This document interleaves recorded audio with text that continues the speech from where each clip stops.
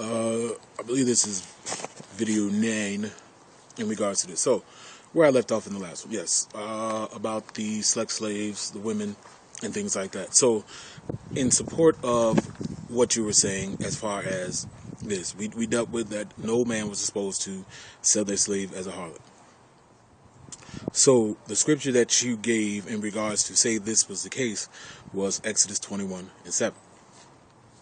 And if a man sells his daughter to be a female slave, she shall not go out as the male slaves do. It says, now listen, now here we go, we're about to read it now.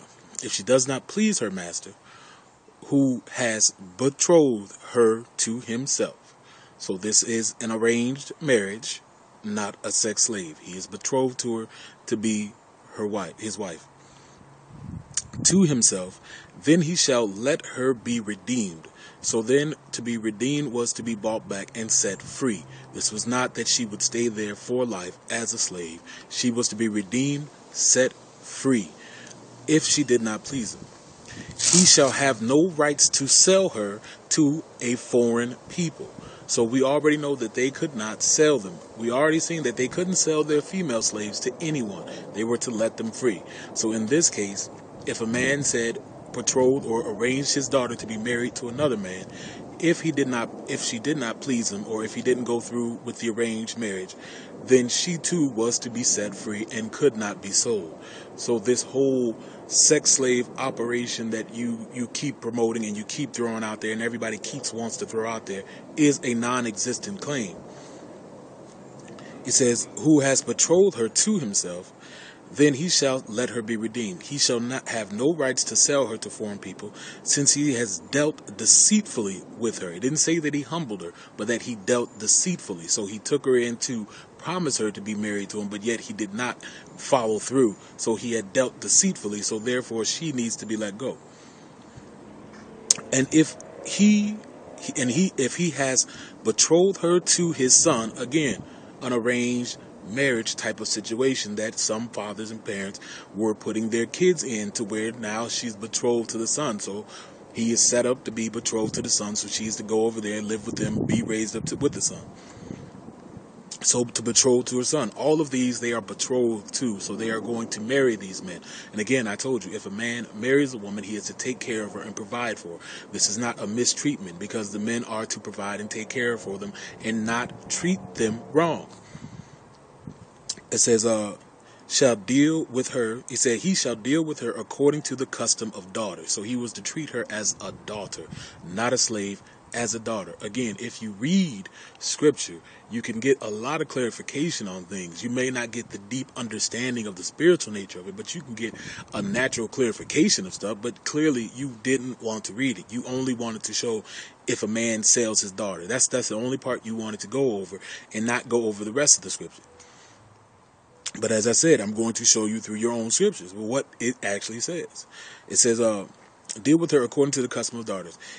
If he takes another wife, he shall not diminish her food, her clothing, and her marriage rights. Marriage rights is her sexual interaction with the husband. He shall not diminish it. This is putting a burden on the man. So if the man decides to take another wife, he has to still do the same things that he's done for the first wife as he does with the next one. This is a deterrent, because if you are not a filthy rich person, you cannot afford to have this type of lifestyle. That's, like I said, man has already had things they were doing.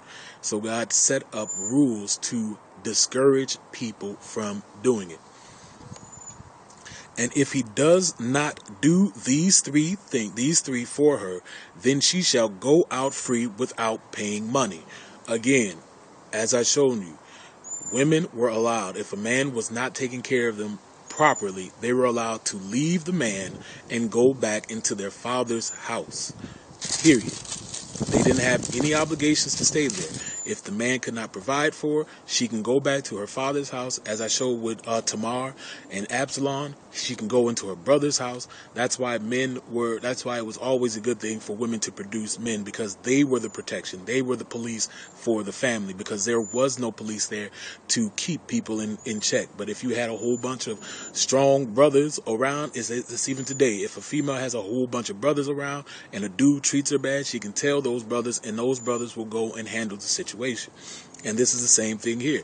The woman is allowed to leave the man and go back. So once again, this mistreatment that you are saying, that they get the short end of the stick, that they don't have any type of value, is a false statement. Because clearly, for a woman to just be able to pick up and leave and go back to her parents' house and live was a cool thing. And I know most of you want to say, well, oh, what is that? She's going back to live with her parents. Oh, that's a great thing. This is not the same thing as what we have today. They don't have the same stuff as far as technology, the ability to go to an apartment, work jobs to where you can pay and do all that stuff. It was not like that then as it is now. So what they had was family, and family was always first and foremost number one. And family took care of family in that time. These times, we don't try to do that. No one, but even so, you still have some people who are in college who may be hard up on times, will go back to their parents' house and live there. So it's not like it's something that's unimaginable or something that you don't see even in today's society people doing. So you can't put it off as making it seem like that's a bad thing, because it still happens today. People get hard up on times and they may go back with their family. But again, like I said, that's the scripture that you use in regards to this whole thing, and trying to say that they are using them as things. So we already read that they can't sell their daughters as harlots. That's out the picture. They can't do it. So therefore, this right here is not dealing with a harlotry. And as you see, the man is betrothed to the woman, or the woman is betrothed to his son. So it is an arranged marriage type of deal. And if she brings him in as a son, he is to treat her as the daughter. She has the daughter rights. And if she brings her in as his own wife, he has to go through with the marriage. And if he does, and then she doesn't please him, and he takes another wife, he would still have to take care of her equally, just as equally as the other one. And if he cannot, she is free to leave him and do whatever she needs to do. And you have Ruth and Boaz. Ruth is a prime example of a woman whose husband had died. She came into where Boaz lived, and she did things the right way in order to acquire herself a new husband, someone who would take care of her. And it's as easily as that. If the woman is a good woman, a virtuous woman, then she can easily find another husband, or someone who will love her even more or equally as the next person. So it's not like it was something hard for her to do. It was just that if he couldn't please her, if he couldn't do the things that she had to do, she didn't have to stay there. She could have left at any point in time. So once again, this whole thing of they get the raw end of the deal. You have to really show me where they get the raw end of the deal. Because if you're talking about being unclean for a certain amount of times more than a man, that doesn't matter, because both of them were considered unclean at certain situations. So it's an equal thing of being unclean. It's just that if she had to go a longer time, she had to go a longer time. What's the difference in that? That's nothing to be like, oh, well, this an unfair treatment. Okay. Show me, how is that really an unfair treatment? What is the burden that's making it unfair for her? I would really like to know. But so you also quote, and we're going to go to this one too, Leviticus 25 and 44.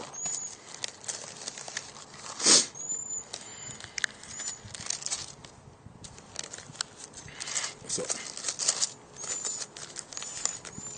and like I said, man, I'm going to go over the scriptures that you use to quote to try to say this is what everything was saying.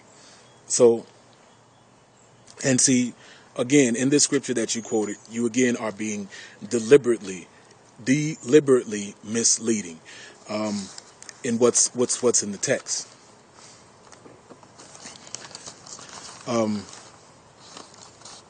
Yes, again, you're being deliberately misleading of what's in the text. Plain and simple. It's kind of funny, but then again, that's just I'm beginning to understand that and take that as what people do and how they do things. But in the video that I said, I gave the definition. I said that slave owners, or those who had slaves, were not allowed to be taskmasters. Now, taskmasters, the definition is one who imposes tasks, especially burdensome and laborious ones, a person, discipline that enforces work, especially hard or continuous work. So you try to show me that they are taskmasters by quoting Leviticus 25 and 44. When I saw it, I read it. You had a little thing on the side here that said something of the fact of, what was it that you said? You had a little side note that said, yes, they were able to treat them like crap. Like, you know, you were using sarcasm, but you put the little note there, and it's like, I think you do it as a diversion so people won't read exactly what they're saying. They're busy trying to read the little writing that you have on the side. But let's go over the scripture that you have. Leviticus 25 and 44 says, and as your male and female slaves, whom you may have from the nations that are around you, from them you may buy male and female slaves. Moreover, you may buy the children of the strangers who dwell among you, and their families who are with you, which they begat in your land, and they will become your property. And you may take them as an inheritance for your children. And it says you may. It doesn't say that you have to. You may. So it's their decision if they want to. It doesn't say definitely do this. You may. If you want to do this, you can take them as an inheritance for your children. But regarding it says, and they shall be your permanent slaves. But regarding your brethren, the children of Israel, you shall not rule over them with rigor. That was at the bottom of the scripture. So for you to deliberately say that they were able to treat their Israelite brethren like crap would be wrong, because here it tells you that they cannot rule over them with rigor. So what is rigor? Rigor is a strictness, severity, or harshness, as in dealing with people, the full extreme severity of laws, rule, etc. Severity of living conditions, hardship. They couldn't do that. So where did you say that they treat them like crap at? That was your side note, that they were able to treat them like crap. But scripture tells them that they couldn't treat them like crap. But your side note said that they can treat them like crap. So am I to believe your side note versus what it says, what you didn't even read in your own quote? This is what you brought up, the scripture, and yet you fail to see where it tells them that they couldn't do that. They couldn't treat them badly. So I'm going to end this one here, and I think the next video will probably be my final. It might run a little bit longer than or about the same time, but come back for the next part. Thank you.